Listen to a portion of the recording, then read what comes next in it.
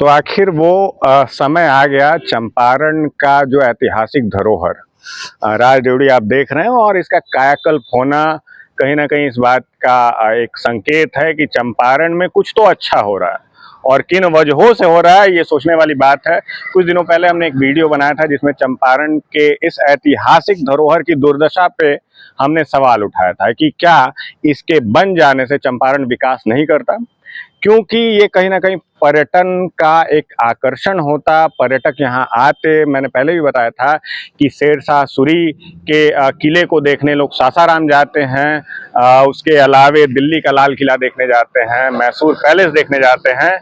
तो ये बेतिया का किला है, और अगर ये वाकई बदल रहा है तो ये बहुत खुशी की बात है। और चंपारण के साथ ही ये बिहार के लिए भी बहुत गौरव की बात है कि कोई एक ऐसा ऑफिसर, मैं अविनाश कुमार की बात करूंगा, उन्होंने हाल फिलहाल ही पदभार ग्रहण किया था। हम भी उनसे मिलने गए थे और इसके बारे में बातचीत भी किया था हमने, और अंततः इसका कायाकल्प होना बहुत ही खुशी दे रहा है। और चंपारण के सभी लोग, बेतिया के सभी लोग अपनी अपनी राय को रख रहे हैं और बता रहे हैं कि ये बदलते चंपारण की तस्वीर है। और इसका सीधा सीधा श्रेय जाता है जो यहाँ के नए पदभार को ग्रहण किया है अविनाश कुमार। बिहार प्रशासनिक सेवा के पदाधिकारी आए हैं, राज्य के पदाधिकारी हैं, और उन्होंने ये भी कहा है कि इस तरह की सारी चीजों को वो वापस लेंगे, उसकी गौरव को वापस लेंगे। और बहुत सारे जो चंपारण के राज के जो जमीन है जो कि कब्जा किया गया है अवांछित तत्वों के द्वारा, उसको भी वापस कराया जाएगा और इसकी प्रक्रिया शुरू कर दी गई है।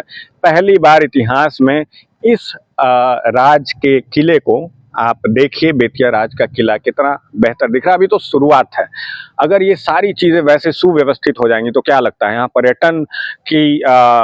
पर्यटन नहीं बढ़ेगा या पर्यटक यहाँ आकर्षित नहीं होंगे? 100% होंगे और बेतिया का कायाकल्प हो जाएगा। जो भी जिम्मेदार हो, जिनके वजह से भी हो, मैंने बताया जो भी है, अगर इसके पीछे कोई राजनीतिक भी कोई कारण हो सकता है तो हम भी उनको धन्यवाद देंगे कि जिनके वजह से भी हुआ है, चंपारण के लोग उनका कर्ज जरूर उतारेंगे, क्योंकि ये वाकई एक अच्छी चीज है।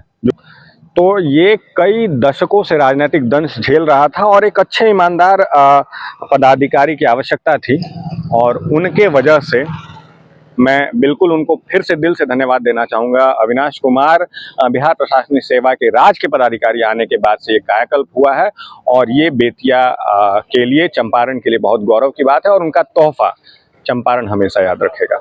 धन्यवाद।